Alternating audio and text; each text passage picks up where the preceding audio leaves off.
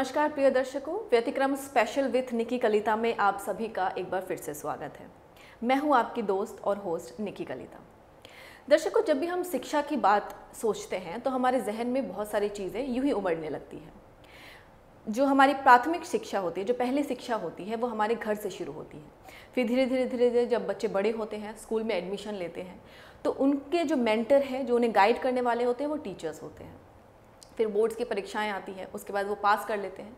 फिर उसके बाद क्या करना है, कौन सा कोर्स लेना है, क्या नहीं करना है, ज़िंदगी में आगे किस तरह से बढ़ना है, उसको गाइड करने के लिए अलग अलग मेंटर जो है वो उपलब्ध होते हैं। आज के जो हमारे गेस्ट हैं वो इसी तरह से एक मेंटर हैं, वे डायरेक्टर हैं ललन्स कोचिंग के। तो ज़्यादा देर ना करते हुए हम उनको इन्वाइट करते हैं हमारे शो में। Sir, welcome to our show. नमस्कार सर, सबसे पहले तो हम आपसे जानना चाहेंगे कि आपकी जर्नी कैसी रही। सबसे पहले हम एकदम प्रारंभ से शुरुआत करेंगे कि आपकी जर्नी एक बतौर मेंटर के रूप में एक कोचिंग इंस्टीट्यूट खोलना, वो किस तरह से एक जर्नी रही आपकी? मेरा स्टार्टिंग में जब मैंने पढ़ाई स्टार्ट किया था तो बचपन में ऐसा कुछ प्लानिंग नहीं था कि मैं टीचर बनूंगा या मेंटर्स बनूंगा। और मेरा सपना था, ड्रीम था आईएएस ऑफिसर बनने का जी। बट जब मैं 10th पास किया और जब आईआईटी का मैंने प्रिपरेशन स्टार्ट किया तो IIT is among toughest exam in whole world. IIT का जो पेपर होता है वो आईएएस का पेपर से भी टफ होता है, quality wise not quantity wise.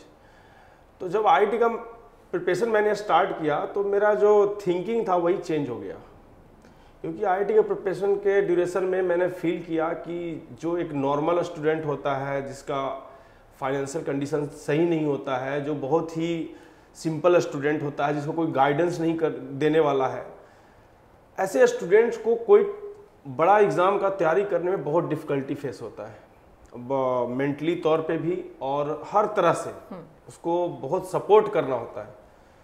तो ड्यूरिंग प्रिपरेशन ऑफ आईआईटी मैंने बहुत सारी चीज़ें डेवलप की कि कैसे इस प्रॉब्लम का सलूशन किया जाए, कैसे इस टाइप के प्रॉब्लम का सलूशन किया जाए। और उस जर्नी से मेरे को ये मिला, जब मेरा आईआईटी में सिलेक्शन हो गया तो मैंने सोचा कि जो स्ट्रगल मैंने किया है और जो चीज़ मैंने सीखा है, क्यों ना उस चीज़ को हम एक वैसे स्टूडेंट को गाइड करें जिसको पैसों का अभाव में और बहुत ज़्यादा जिसका फाइनेंशियल कंडीशन सही नहीं है, ऐसे स्टूडेंट के लिए हम अवेलेबल क्यों ना हो जाए उनके गाइडेंस के लिए। देखिए, आज एजुकेशन में हर तरह का एजुकेशन अवेलेबल है।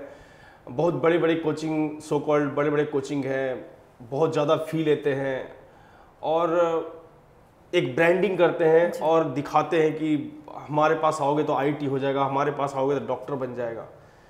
ऐसा चीज़ फैला दिया गया है कि लोगों को लगता है कि हम वहाँ पे जाएंगे तो मेरा हो जाएगा। लेकिन एक आम जनता को, एक जिनका फाइनेंशियल कंडीशन सही नहीं है, वो ये सब चीज़ एफर्ट नहीं कर सकते।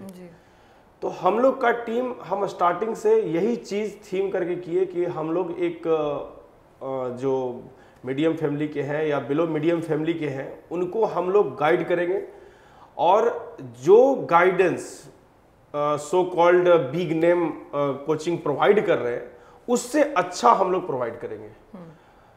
तो उसके लिए हमको बहुत सेक्रीफाइस करना पड़ा, sacrifice in terms of financial, because quality तो हम पहले से सीख गए थे, अपने प्रिपरेशन के दौरान ही सीख गए थे कि क्या क्या स्टूडेंट को गाइड करना चाहिए। वो क्वालिटी मेरे पास था। ऐसे और भी बहुत सारे मेरे फ्रेंड्स ज्वाइन किए हम लोग की टीम को।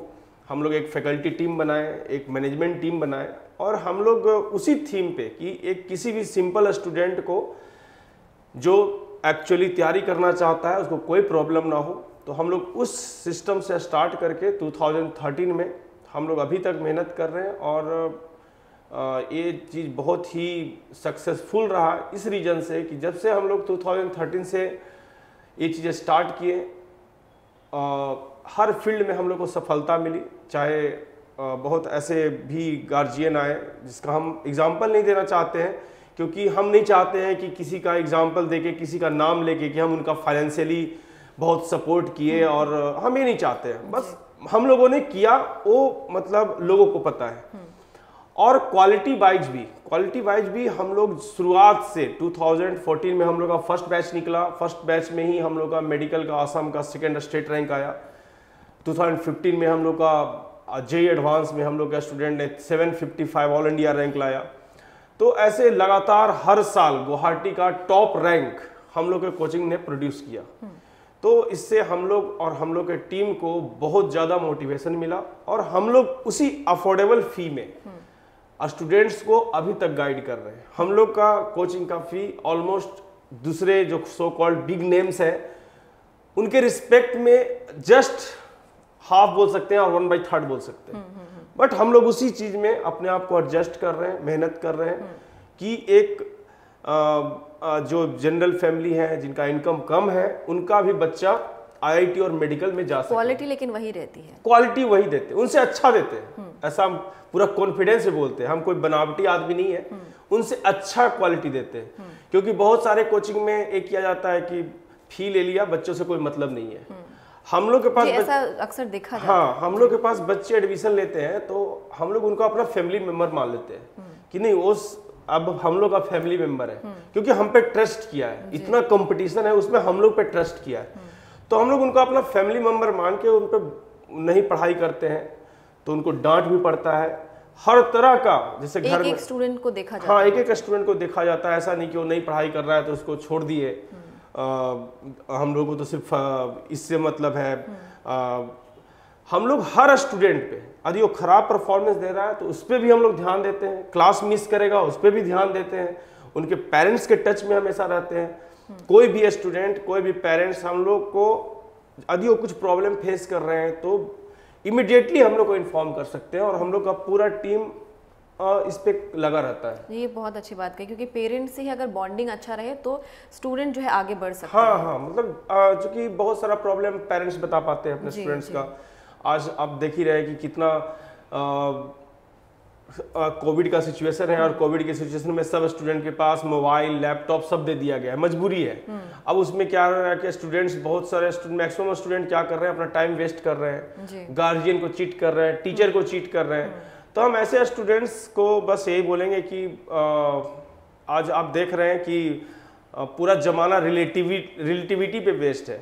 आप अभी इनिशियल स्टेज में 11th और 12th या 12th के बाद आप जितना सेक्रीफाइस करके आप मेहनत कर लेते हैं उतना ही आज से 10 साल के बाद आपका लाइफ सक्सेसफुल होगा और आप प्राउडली हर जगह अच्छा कर पाएंगे। तो सेक्रीफाइस करना सीखिए, हर स्टूडेंट का मेरा मैसेज यही है।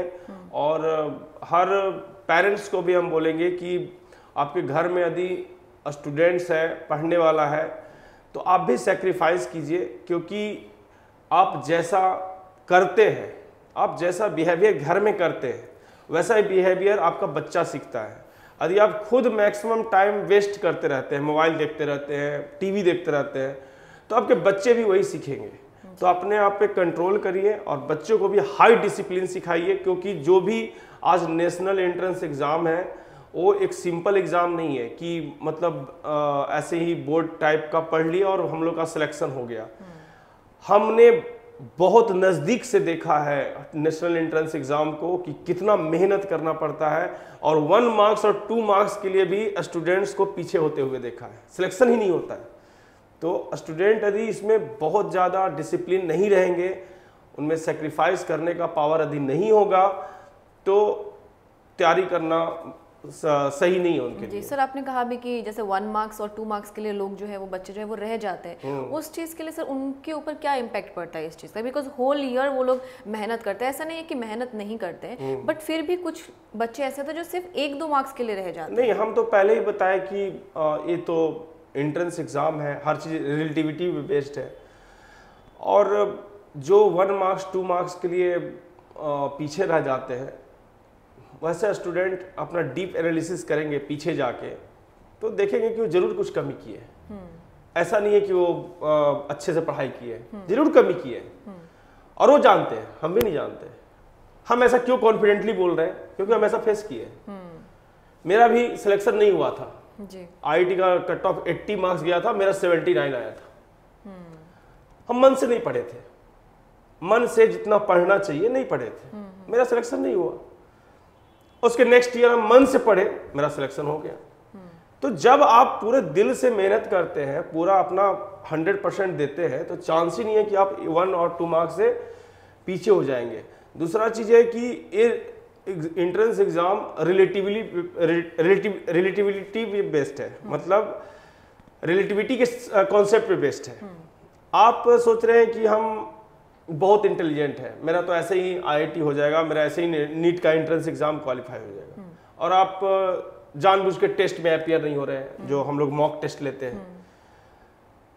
सेल्फ स्टडी करने के टाइम में आप 2 घंटा एक्स्ट्रा सो जा रहे हैं, उसी टाइम में कोई दूसरा स्टूडेंट 2 घंटा आपसे एक्स्ट्रा पढ़ ले रहा है, पढ़ लेते हैं, तो उसका मार्क्स ज्यादा आ जाएगा, तो आप पीछे हो जाएंगे। फिर आप रिजल्ट के टाइम में बोलेंगे कि मेरा 2 मार्क्स से सिलेक्शन नहीं हुआ, रोते रहिए।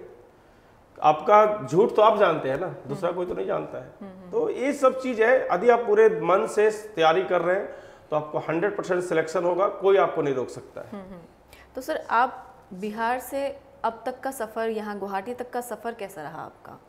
मतलब आपकी पढ़ाई, जो आपकी क्लास 10th तक की पढ़ाई आपकी बिहार में हुई, जी। उसके बाद फिर आपका यहाँ आना हुआ, फिर यहाँ पे एक कोचिंग इंस्टीट्यूट खोलना, ऐसा? नहीं, मतलब असम आने का मेरा कोई मतलब ऐसा कभी मैंने सोचा नहीं था कि असम आएंगे जी। बेसिकली जब मैं IIT का मेरा सिलेक्शन हो गया, तो उसमें ऑप्शन फिल करना होता है कि आपको आपके रैंकिंग के अकॉर्डिंग ऑप्शन सेलेक्ट करना होता है कि आप कौन सा ब्रांच कहाँ लेंगे। तो यहाँ पे IIT गुवाहाटी है, तो मेरा एक ऑप्शन था असम के बारे में, मतलब मैंने सिर्फ ज्योग्राफी में पढ़ा था और ज़्यादा मैं जानता नहीं था, और न्यूज़ वगैरह में सुनता था, तो वही IIT गुवाहाटी मेरे को मिल गया। तो IIT गुवाहाटी में असम, वहाँ पे उसमें इंट्रोडक्शन हुआ, बहुत अच्छा लगा मेरे को, यहाँ के लोग भी बहुत अच्छे हैं और स्टूडेंट का क्वालिटी भी बहुत अच्छा है। बट मैंने देखा है कि बहुत सारे जो पार्ट है, लोअर पार्ट है, lower means we can say that, जैसे जो रिमोट एरियाज है, रिमोट एरिया में मतलब स्टूडेंट्स को बहुत अच्छा गाइडेंस नहीं है, नहीं मिलता है उनको, बहुत मतलब वो उनको बहुत सारा चीज पता ही नहीं होता है कि क्या पढ़ना है। एक्चुअली गाइडेंस की कमी की वजह से जो है वो बच्चे पहचान नहीं पाते। बच्चों का क्वालिटी बहुत अच्छा है, लेकिन उनको अच्छा गाइडेंस नहीं मिल रहा है, और बहुत जगह पे मिस गाइडेंस भी मिल रहा है। जैसे हम बहुत जगह देखे हैं कि 11th 12th के बच्चे अच्छे हैं, बहुत अच्छा जवाब भी देते हैं, जो चीज़ पढ़ा हुआ है उसका रिस्पांस भी देते हैं, बट उन सब बच्चों को बोल दिया जाता है कि भाई पहले तुम 11th 12th का बोर्ड कर लो, फिर एंट्रेंस का तैयारी कर, फिर उसके बाद सोचना। और इतना देर में तो भाई पूरा इंडिया का सब स्टूडेंट 11th 12th में तैयारी कंप्लीट कर लेता है। आप लोग मिसगाइड करते हैं बहुत लोग, हम नहीं किसी टीचर का नाम बोलेंगे, बहुत टीचर मिसगाइड कर देते हैं, 11th 12th पहले बोर्ड कर लो, फिर 12th पास के बाद देखना कैसा होगा, जबकि 11th 12th का सिलेबस ही तो एंट्रेंस का सिलेबस है, बस उसमें स्पीड मेंटेन करना होता है। तो बहुत हम लोग का पूरा टीम पूरा कोशिश कर रहा है, जैसे कि हर असम के रिमोट प्लेस में जाके हम लोग सेमिनार करवाते हैं, मोटिवेशनल टॉक्स करते हैं, डिफरेंट टीवी और रेडियो के माध्यम से भी हम लोग ये सब चीज़ करवा रहे हैं कि ज़्यादा से ज़्यादा अवेयरनेस फैले कि यहाँ के जो क्वालिटी वाले स्टूडेंट हैं वो सही जगह पहुँचे। जैसे कि मैंने ऐसा किया भी है, मेरे बहुत सारे स्टूडेंट अभी USA में PhD कर रहे हैं, बहुत सारे स्टूडेंट इसरो में हैं, बहुत सारे स्टूडेंट सिविल सर्विस में भी क्वालिफाई किए हैं। तो कहने का मतलब है स्टूडेंट इतने अच्छे हैं और इतना रिस्पेक्ट करते हैं कि उनको जो बोला जाता है वो करते हैं, बट बहुत सारे स्टूडेंट को ये चीज़ मिल ही नहीं पाता है। तो हम लोग पूरा कोशिश कर रहे हैं कि हर स्टूडेंट के पास सही गाइडेंस जाए, सही चीज़ उनको मिले कि वो भी अपना लाइफ अच्छा कर पाए, क्योंकि जिनको एक गाइडेंस मिल जा रहा है। फॉर एग्जांपल मेरा एक स्टूडेंट था, वो सोनापुर के एक सिंपल सा स्कूल से आया था, और सिंपल सा स्कूल से मतलब गवर्नमेंट स्कूल से पास आउट होके आया, मतलब उसको कुछ पता नहीं था 12th करके, और बस जो उसको होमवर्क देते थे बस करते जाता था। और वो स्टूडेंट मतलब ऑल इंडिया रैंक लाया और NIT वारंगल से इंजीनियरिंग कंप्लीट किया, अभी बहुत अच्छा करके अभी फॉरेन में जॉब कर रहा है। तो एक सिंपल सा देखिए गांव का स्टूडेंट कहाँ तक जा सकता है, कितना हाई सैलरी उसको मिल सकता है। एक सैलरी का सिर्फ बात नहीं है, एक रिस्पेक्ट का बात है। कोई भी गांव में दूसरा कोई बोलेगा कि देखो उनका बेटा आज इंजीनियर है और इतना हाई पैकेज पे एक इज्जत का जीवन जी रहा है, तो हम लोग चाहते हैं कि असम के हर पार्ट से, क्योंकि असम ने मेरे को बहुत कुछ दिया है, असम ने मेरे को एक पहचान दिया है। सबसे पहले आईआईटी में आए तो आईआईटी से मेरा नाम ऊपर उठना स्टार्ट हुआ, आईआईटी में मैं शुरू में फेमस हुआ। फिर जब मैं बाहर आया तो इतना लोगों का सपोर्ट मिला, जब मैं पढ़ाने लगा, दिल से पढ़ाया तो बहुत लोगों का सपोर्ट मिला और बहुत लोग बोले कि आपका यहाँ ज़रूरत है, बहुत स्टूडेंट बोले। तो मैं अपना काम करते गया और काम करते गया तो फाइनली आज बहुत खुशी महसूस होता है कि हम अपने टीम के साथ मिलके इतना स्टूडेंट्स को गाइड कर रहे हैं, उनको सही जगह पहुंचा रहे हैं और उनको एक अच्छा इंसान बनने का हम लोग पूरा गाइडेंस दे रहे हैं। जी जी सर, हम देखते हैं जैसे कि हम जब किसी इंस्टीट्यूट में जाते हैं, कोचिंग इंस्टीट्यूट में जाके पढ़ते हैं, वो एक डिफरेंट परिवेश होता है। लेकिन अभी जैसे सिचुएशन एकदम से चेंज हो चुकी है, किसी ने सोचा नहीं था कि ऐसा कुछ पेंडेमिक आएगा और हम जो है वो घर में ही बैठे रहेंगे। तो उस चीज़ से बच्चों पे क्या इम्पैक्ट पड़ा है? मतलब जैसे कि कोचिंग सेंटर में जाके पढ़ना एक अलग होता है और ऑनलाइन पढ़ना जो है वो एक अलग हो जाता है। तो आप लोग किस तरह से इस चीज़ को मेंटेन कर रहे हैं? देखिए एज ए मेंटर हम तो कभी निगेटिव नहीं बोलेंगे, क्योंकि पूरे दुनिया में ये चीज़ वैलिड है कि कोविड के कारण बहुत ज़्यादा डिस्टर्बेंस हुआ है। तो अब हम लोग स्टूडेंट को भी ये चाहिए, पेरेंट्स को भी ये चाहिए कि जो चीज़ है हम लोग के पास अवेलेबल उस पर डाउट नहीं करना है, क्योंकि हम अभी बोल देंगे कि नहीं ऑनलाइन सिस्टम खराब है तो जो स्टूडेंट पढ़ने वाले भी हैं वो पढ़ना छोड़ देंगे, डिमोटिवेट हो जाएंगे, उनका विश्वास कम हो जाएगा। और पढ़ाई क्या है? पढ़ाई विश्वास है। आप किसी टीचर पे पढ़ते हैं, टीचर के पास पढ़ते हैं और उन पे आपको विश्वास ही नहीं है तो आपको कोई पढ़ने का फायदा नहीं है। तो आप चाहे ऑनलाइन मीडियम से पढ़ें चाहे ऑफलाइन मीडियम से पढ़ें, आप जिससे भी पढ़ें बहुत विश्वास के साथ पढ़ें, आप मैक्सिमम चीज़ सीख जाएंगे।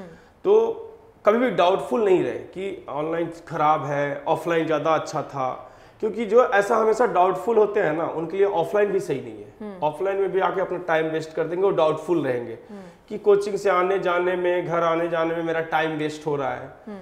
तो डाउटफुल जो लोग हमेशा रहते हैं ना वो कभी अच्छा नहीं कर पाते। अच्छा स्टूडेंट वो होता है जो अपना माइंड डाउट से फ्री रखता है। संस्कृत में एक श्लोक भी है, संशयात्मा विनश्यति, मतलब संशय विनाश कर देता है। संशय का मतलब होता है डाउट। यदि डाउट आप पाल रहे हैं अपने दिमाग में तो आपको खत्म कर देगा। डाउट यदि आपको है तो अपने टीचर से, अपने पेरेंट्स से डिस्कस करके उसको इमीडिएटली खत्म कीजिए, नहीं तो वो आपको खत्म कर देगा। तो हर स्टूडेंट को हमेशा ये विश्वास रखना है कि उनका स्कूल में यदि अभी due to Covid problem online class चल रहा है या कोचिंग में चल रहा है तो उस पर पूरा विश्वास करते हुए पढ़ें और ये कंपैरिजन में ना रहे कि what is demerits of online study, what are demerits of offline study. ये कंपैरिजन करके आपको लिटरेचर थोड़ी लिखना है, आपको सीखना है और पढ़ के आगे निकलना है, आपको नेक्स्ट स्टेज में जाना है। आप मेरिट्स और डिमेरिट्स करने लगेंगे तो आप बहुत पीछे चले जाएंगे। बाकी सब स्टूडेंट जो विश्वास किए हुए अपने टीचर पे, अपने जो भी आप उनका जो भी उनको मिला हुआ है रिसोर्सेज, वो आपसे बहुत आगे निकल जाएंगे। तो डाउटफुल मत रहिए, हमेशा अपने घर में जो भी आपको गाइडेंस मिला है उस पर 100% विश्वास करके हमेशा बस पढ़ाई करते रहिए, दूसरा चीज नहीं करना है। क्योंकि आप स्टूडेंट है, विद्यार्थी है, विद्यार्थी का बस एक वर्ड होता है जो विद्या को चाहता है, विद्या अर्जन, हाँ, जो विद्या अर्जन करना चाहता है। अब विद्या अर्जन करने वाला विद्यार्थी जो है कभी टीवी देखेगा, कभी मोबाइल देखेगा, तो विद्यार्थी थोड़ी हुआ। वो तो विद्यार्थी में एक बहुत हाई सेक्रीफाइस होना चाहिए। जैसे कि पहले के ज़माना में और आज भी बहुत अच्छे अच्छे फैमिली के स्टूडेंट आते हैं हमारे पास और उनमें भी आज भी वही डिसिप्लिन है। जो भी अच्छे आईआईटी में क्वालिफाई कर रहे हैं, मेडिकल में क्वालिफाई कर रहे हैं, उनको भी हम पढ़ते समय देखते हैं बहुत सेक्रीफाइस करके पढ़ते हैं। ऐसा नहीं कि हमेशा मोबाइल देखते रहेंगे, कभी टीवी देखते रहेंगे, ऐसे लोग कभी नहीं कर पाते। आज भी वही बच्चे कर रहे हैं, चाहे बहुत ही रिच फैमिली से हो। मोबाइल है बट मोबाइल का यूज नहीं कर रहे हैं, टीवी है टीवी देख नहीं रहे, पूरा डिसिप्लिन में है। वैसे ही बच्चे बहुत अच्छा कर रहे हैं। तो सर आपके कोचिंग सेंटर जो है उसमें होल ईयर किस तरह से आप करिकुलम मतलब मेंटेन करते हैं? स्टार्टिंग से ही हम लोग का मतलब बस बेसिक मेथड है, क्योंकि नॉलेज गेन करने का एक सिंपल सा तरीका है। बहुत लोग बोलते हैं बहुत हाई फाई मेथड है। आप कौन सा मेथड यूज करते हैं? नॉलेज ये करने का हम लोग बिल्कुल बेसिक मेथड यूज करते हैं। हाँ। कलम, कॉपी और किताब, और कॉन्सेप्ट को हम लोग इजी लैंग्वेज में, इजीएस्ट वे में एकदम समझाते हैं स्टूडेंट को, चाहे उसके लिए हम लोग को इंग्लिश बोलना पड़े, चाहे हिंदी बोलना पड़े, चाहे आसामीज बोलना पड़े, एकदम सिंपल लैंग्वेज में जैसे बच्चा समझ जाए। यदि बच्चों को समझ में नहीं आता इंग्लिश में तो उसको हम लोग हिंदी में ट्रांसलेट कर देते हैं। बहुत सारे टीचर उसको आसामीज में ट्रांसलेट कर देते हैं, 2 बार रिपीट कर देते हैं, 3 बार रिपीट करते हैं, जब तक बच्चों को समझ में ना आए। तो हम लोग वही बेसिक चीज अप्लाई करते हैं कि अभी जैसे ऑनलाइन चल रहा है तो हम लोग क्या करते हैं, लाइव क्लासेस करवाते हैं। लाइव क्लासेस में हम लोग स्टूडेंट्स को मतलब पहले से इंस्ट्रक्शन दिया रहता है कि आप लोग अपना हर क्लास आपको अटेंड करना है, और हर क्लास में कभी भी आपका नाम पुकारा जा सकता है। उस समय आपको वीडियो ऑन करके अपना प्रेजेंस दिखाना है। आप यदि क्लास मिस कीजिएगा तो आपके पेरेंट्स को इन्फॉर्म कर दिया जाएगा, पेरेंट्स से आपका रीजन पूछा जाएगा। क्योंकि आप क्लास मिस कर रहे हैं बिना बताए तो ये बहुत गलत बात है। तो ये सब पूरा सिंसियरिटी का चीज़ जो बेसिक है वो हम लोग फॉलो करते हैं। और जैसे हम लोग ऑफलाइन क्लास में बोर्ड पे लिख के पढ़ाते थे, वैसे ही हम लोग एक बोर्ड रख लेते हैं और उस पे जैसे हम लोग क्लास में समझाते थे वैसे ही हम लोग बेसिक ढंग से समझाते हैं। कोई ज़्यादा हाई फाई नहीं, पढ़ाई का एक सिंपल तरीका है, basic method is best method. क्योंकि सीखने में एक गाइडेंस चाहिए होता है, उसके बाद अपना दिमाग लगाना होता है। जी जी, ये बिल्कुल सही कहा आपने। अब उसमें आप सोचेंगे कि आपके बदले दूसरा कोई दिमाग लगा देगा तो आप गलत फहमी में है। क्योंकि आज जितना भी अच्छे टीचर हैं, जितने भी अच्छे कोचिंग है, सब बेसिक चीज में विश्वास करता है। बेसिक चीज वही है, कॉन्सेप्ट को इजीएस्ट वे में एक्सप्लेन करना, और जो कि हम लोग कर रहे हैं। जी जी। तो सर आपके टाइमिंग्स क्या होते हैं? टाइमिंग हम लोग का हम लोग का सुबह से क्लास चलते रहता है। डिफरेंट बैचेज है, डिफरेंट बैचेज का डिफरेंट टाइमिंग होता है। और हम लोग का क्लास मॉर्निंग 8 AM से शुरू हो जाता है। 10 PM तक क्लास चलता है कुछ बैचेज का। और हम लोग इस टाइम सब बैच का अलग अलग टाइमिंग होता है। जैसे किसी का 8 AM to 2 PM है, तो किसी का इवनिंग 4:30 से 8 PM है, किसी का 6 PM रात में 6 PM से 10 PM तक है। ऐसे डिफरेंट टाइमिंग होता है। तो सर जैसे बच्चे जो है वो आपसे इंस्पायर होते हैं, आप किससे इंस्पायर हुए थे? हम लोग इंस्पायर होते हैं कि हम लोग जैसे जो सक्सेसफुल लोग हैं इंडिया के, वर्ल्ड के, हम लोग का भी मतलब हम लोग उनको फॉलो करते हैं। क्योंकि बहुत अच्छे लोग एक सिंपल वे में मेहनत करके बहुत आगे बढ़े हैं। तो मेरा खास करके मानना यह है कि हम लोग नॉलेज को स्प्रेड करें, जैसा कि स्वामी विवेकानंद ने किया था। तो स्वामी विवेकानंद मेरे लिए आइडियल है और हम उनको फॉलो करते हैं। अब्दुल कलाम को फॉलो करते हैं क्योंकि हमको सिंप्लिसिटी में ज़्यादा विश्वास है। और उन लोगों का जो वर्ड था आज तक पूरा दुनिया में चल रहा है। तो हम भी वैसा ही करना चाहते हैं कि हम भी क्लास में जो बात बोलें वो पूरा सत्य पे बेस्ड हो, कि हम जो बोले वो बच्चों के दिमाग में चला जाए। ऐसा नहीं कि कुछ बना के बोले कि बच्चे उसको आज सुने फिर 2 दिन के बाद रिजेक्ट कर दे। ये तो बनावटी बात था। जो भी बात हम लोग बोलते हैं वो पूरा खुद का एक्सपेरिमेंट किया हुआ बात है। बनावटी बात नहीं बोलते हैं, दिखावा वाला बात नहीं बोलते हैं, झूठ का पब्लिसिटी नहीं करते हैं। जो सही है हम लोग वो करते हैं। सर जैसे कि देखते हैं हम, जैसे बोर्ड्स आने शुरू हो जाते हैं तो बच्चे काफ़ी स्ट्रेस आ जाता है उनमें। कुछ लोग बच्चे जो है वो थोड़ा डिप्रेस्ड हो जाते हैं। तो उस चीज़ से वो लोग किस तरह से अपने आप को जो है उभारें? तो बोर्ड का एग्ज़ाम के प्रिपरेशन के टाइम में जो प्रेशर आता है उसको पॉजिटिवली लेना है। वो आपको मोटिवेट करता है कि आप सही डायरेक्शन में आप और अच्छे से पढ़ाई कीजिए। और वो एक चीज़ और सिखाता है हम लोग को, जो बहुत सारे स्टूडेंट मिस कर जाते हैं, कि बोर्ड के एग्ज़ाम के टाइम में या किसी भी एग्ज़ाम के टाइम में हम लोग को जो प्रेशर आता है, सबको आता है, वो तो नेचुरल है। हाँ, उस चीज़ से एक चीज़ सीखना है कि यदि वही प्रेशर हम लोग पूरा स्टडी टाइम में पूरे साल यदि मेंटेन कर दें तब क्या होगा। तब हर वो स्टूडेंट टॉप कर जाएगा। जी। क्योंकि बच्चे क्या करते हैं कि एग्जाम के टाइम में बस प्रेशर लेते हैं, तब थोड़ा जल्दी जल्दी पढ़ने की जल्दी पढ़ने की कोशिश करते हैं। और वो कॉन्सेप्ट क्या होता है, बहुत जल्दी जाने से वो कॉन्सेप्ट होता है, वो एक उसका टाइम लिमिट होता है कि भाई हम 2 घंटा में सीखेंगे तो 2 ही घंटा में सीखेंगे, 2 मिनट में आप नहीं सीख सकते हो, मेरे को आप याद कर सकते हो लेकिन सीख नहीं सकते हो। तो वो एग्ज़ाम का प्रेशर हम लोग को एक चीज़ सिखाता है, जो हम क्लास में भी बोलते हैं कि उस चीज़ से आप लोग एक सीख लीजिए, एक उससे प्रेरणा लीजिए कि आप लोग जो एग्ज़ाम के टाइम में इतना ज़्यादा प्रेशर ले लेते हैं, वो पूरे साल वो प्रेशर मेंटेन कीजिए। वो प्रेशर कैसे मेंटेन होगा? यदि आप हर दिन अपना रूटीन फिक्स कर लें। जैसे आप लोग सुनते होंगे कि इस कोचिंग से बहुत टॉप रैंक आता है, इस कोचिंग से बहुत टॉप रैंक आता है, और मैंने भी मतलब ये सब फेज से पास किया है। हम हर टॉप स्टूडेंट को देखे हैं, हर फेल्यूर स्टूडेंट को भी देखे हैं। हर जगह डिफरेंस आ जाता है टाइम मैनेजमेंट का। हर स्टूडेंट जो अपना टाइम बहुत अच्छे से मैनेज कर जाता है। फॉर एग्जांपल, आज आपके मैथ सर ने 100 क्वेश्चन आपको बनाने के लिए दिया और कल तक आपको उसको कंप्लीट कर लेना है, तो आपको कल तक यदि जो स्टूडेंट उसको कंप्लीट कर लिया, उसका टाइम मैनेजमेंट अच्छा है।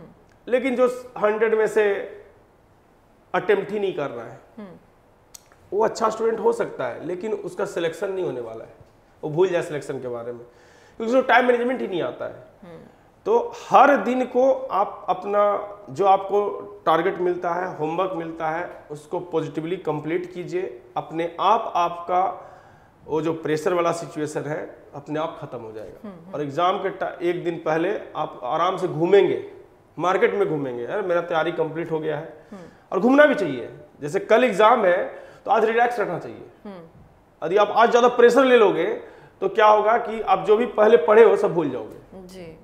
तो एग्जामिनेशन के दिन में ज़्यादा प्रेशर नहीं लेना है, और उसके लिए कोशिश करना है कि आप पहले से हर दिन को एग्जामिनेशन मानिए। ये सिंपल लाइन फॉलो कीजिए, हर दिन को एग्जामिनेशन मानिए कि कल मेरा एग्जामिनेशन है, आज पूरा सेल्फ स्टडी कर लेना है, कल का होमवर्क आज कंप्लीट कर लेना है, ऐसे करके पढ़ाई कीजिए। जी सर, ललन कोचिंग्स के साथ साथ आपका एक इंटीग्रेटेड एकेडमी भी है, वो किस तरह से इससे अलग है? ललन इंटीग्रेटेड एकेडमी हम लोग का 2018 में खुला, और ये इसका मेन थीम था कि जो स्टूडेंट, यहाँ पे बहुत सारे स्टूडेंट अच्छे स्टूडेंट होते हैं, और मेरे भी बहुत सारे स्टूडेंट मेरा को फीडबैक दिए जो अच्छा रैंक भी लाए एम्स में, आईआईटी में। उन्होंने बोला कि सर हम डिफरेंट जगह स्कूलिंग करते थे, डिफरेंट जगह कोचिंग करते थे, इसके कारण हमको पढ़ने का बहुत कम टाइम मिलता था, तो आप ऐसा कुछ सिस्टम लाइए जिससे कि हम लोग को दोनों चीज़ एक ही साथ मिल जाए। अच्छा। और बहुत सारा टाइम हम लोग को सेल्फ स्टडी के लिए मिले। तो हम लोग 2018 में इसको ये किए कि स्टूडेंट्स एक ही जगह स्कूलिंग और कोचिंग दोनों कर सकते हैं, और उनको बोर्ड का और एंट्रेंस का दोनों का एक साथ हम लोग प्रिपरेशन करवाते हैं एक टाइम में। जैसे मॉर्निंग 8 AM से लेकर 3 PM तक उनको बोर्ड का भी क्लास और एंट्रेंस का भी क्लास एक ही साथ करवाते हैं, जिससे उनका पूरा इवनिंग पूरा फ्री हो जाता है, और वो घर पे जाके पूरा सेल्फ स्टडी 8-9 आवर्स का कर पाते हैं। हम लोग पूरा उनको होमवर्क देते हैं। तो इस चीज़ से क्या होता है कि स्टूडेंट का जो कंसंट्रेशन लेवल है और सेल्फ स्टडी का टाइम है वो बढ़ जाता है, और ऐसे ऐसे स्टूडेंट बहुत अच्छा आज कर रहे हैं जो हम लोग इंटीग्रेटेड एकेडमी में हैं, और उनको जो चीज़ मिलना चाहिए वो मिल रहा है। और हम लोग भी इस पे और भी ज़्यादा मेहनत कर रहे हैं कि स्टूडेंट्स को इस सिस्टम का और ज़्यादा बेनिफिट दे पाएँ और अच्छा उनका रिजल्ट करवा पाएँ।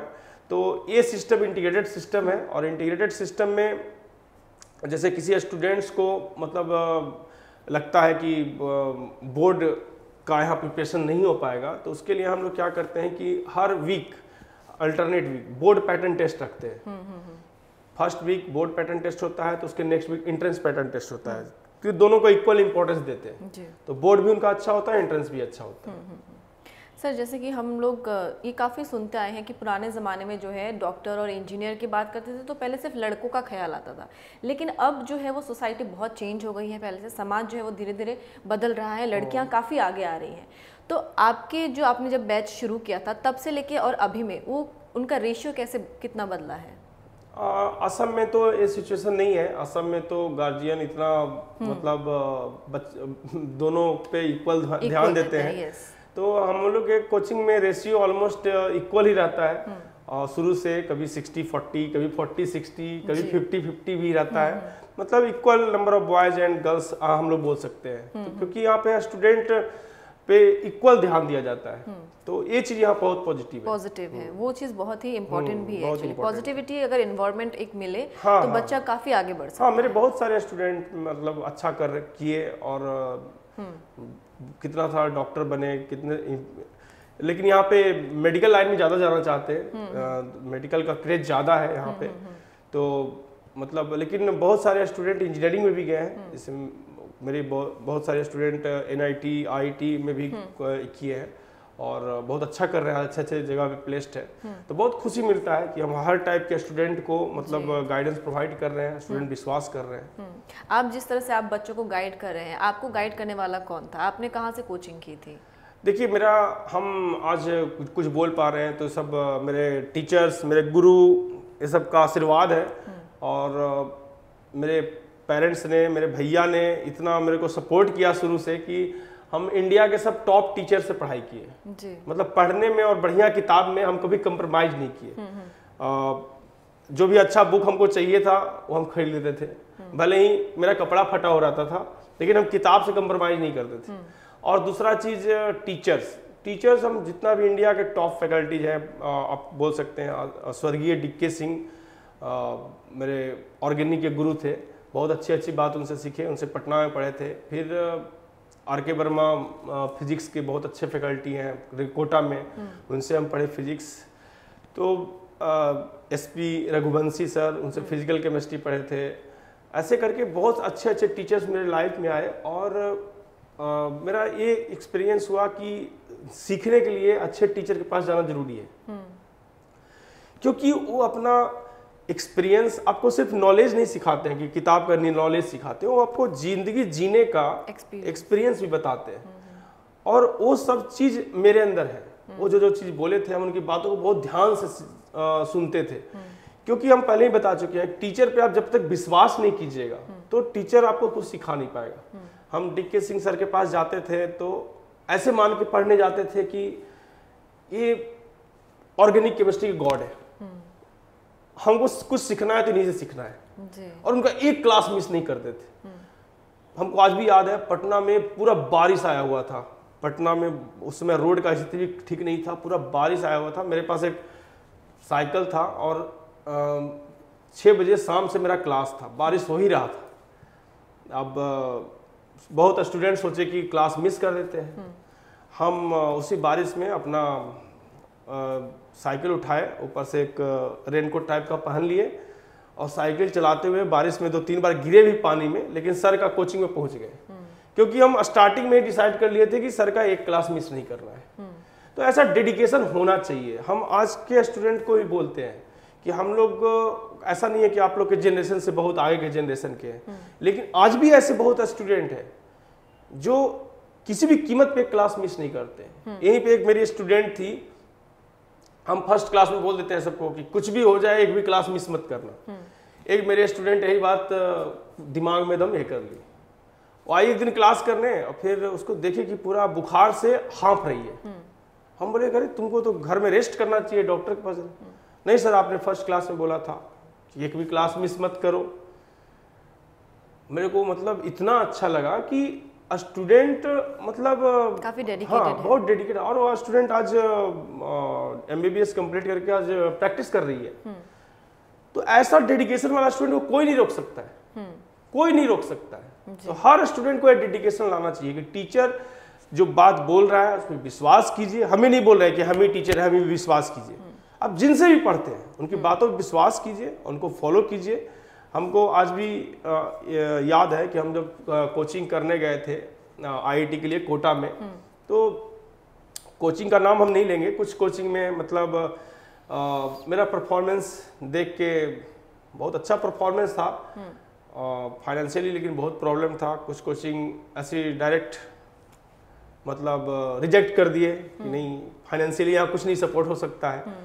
But at the same time कुछ कोचिंग ऐसे भी थे जो मतलब मेरा बहुत हेल्प किए, जैसे RK वर्मा सर रिजोनेंस के थे, मतलब फाइनेंशियली मेरा बहुत सपोर्ट किए और मेरे आइडियल गुरु हैं आज भी।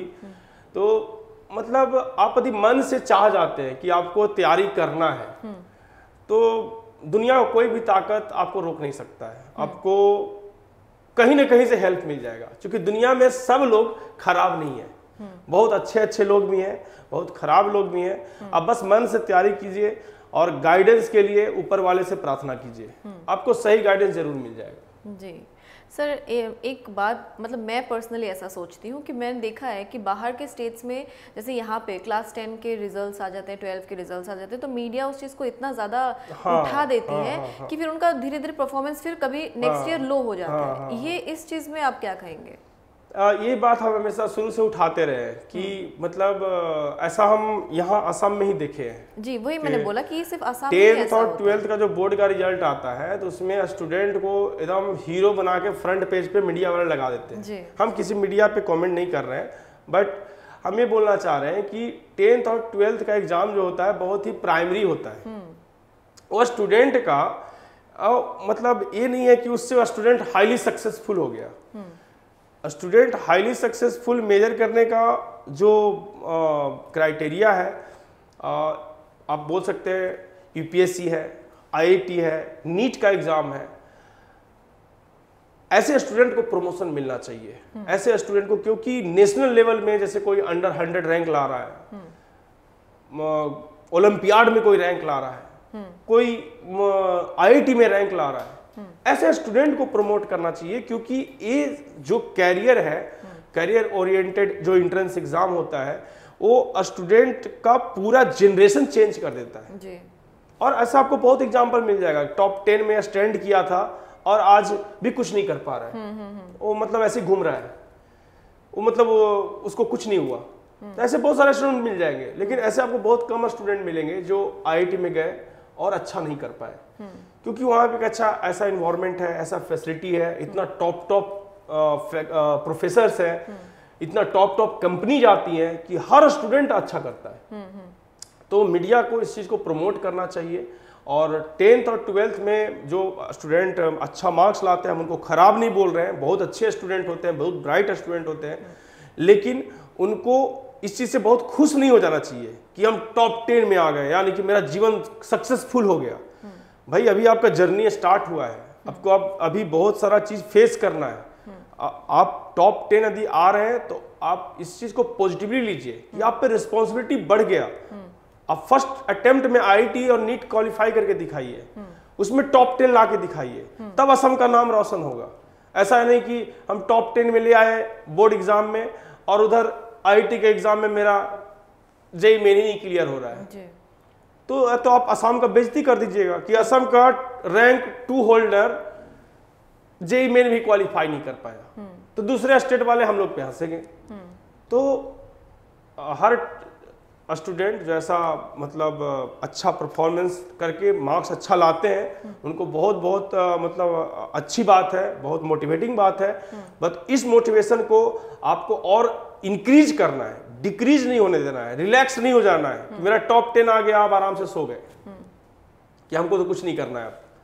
तो ये टेंडेंसी नहीं रखना है, उसका अपोजिट टेंडेंसी रखना है जी। सर एक और मतलब ऐसा एक आता है जहन में मेरे कि अभी जैसे कि करिकुलम जो है वो 70% कम हो चुका है, या अभी तो मतलब बात निकल रही है कि 50-50 कर दिया जाएगा, जिसमें 2 पड़ाव में बोर्ड्स के एग्जाम्स होंगे। तो सर अभी जैसे कि 70% में 30% उनका छूट जाता है, तो वो चीज़ वो बाद में कैसे उसको कोप अप कर पाएंगे? देखिए, बोर्ड का एग्जाम में गवर्नमेंट पे ये प्रेशर होता है कि उनको हर स्टूडेंट के बारे में सोचना पड़ता है। लेकिन एंट्रेंस एग्जाम में क्या होता है कि गवर्नमेंट को पता है कि सब अच्छा स्टूडेंट ही एंट्रेंस एग्जाम देगा और क्वालिफाई करेगा। तो बोर्ड एग्जाम में गवर्नमेंट की तरफ से फ्लेक्सिबिलिटी कर दिया जाता है कि भाई 70% ही सिलेबस कर लो, काफ़ी है, या 2 टर्म में कर लो, 50-50 कर लो, इसलिए गवर्नमेंट नया स्कीम लाया है। लेकिन कुछ भी हो जाए, जो भी बच्चे सीरियस है उनको एंट्रेंस में तो 100% सिलेबस आएगा। हाँ भाई, तो फायदा क्या हुआ? तो हम लोग स्टूडेंट्स को उसी ढंग से पढ़ाते हैं, 100% सिलेबस कंप्लीट करवाते हैं और स्टूडेंट को मिसगाइड नहीं करते हैं कि आपको सिर्फ 70% ही करना है जी। क्योंकि इंट्रेंस में तो आएगा ही सारा चीज। और यदि आप सिर्फ बोर्ड का तैयारी करके खुश हो तो आप अच्छे स्टूडेंट के कैटेगरी में हो ही नहीं। आपको मिसगाइड किया हुआ है, आपको बोल दिया गया है कि आप इतना ही लेवल है आपका।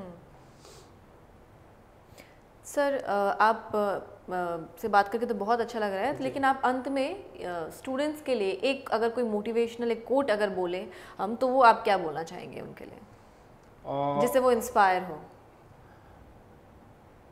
बस हम यही बोलेंगे कि आप तब तक फाइट करते रहिए, पेशेंस बनाए रखिए जब तक कि आपको सक्सेस नहीं मिल जाए। मतलब एक सिंपल लाइन है, रुक जाना नहीं, तू कहीं हार के, कांटों पे चल के मिलेंगे साए बहार के। तो हमेशा चलते रहना है, हार नहीं मानना है और पेशेंस मेंटेन रखना है।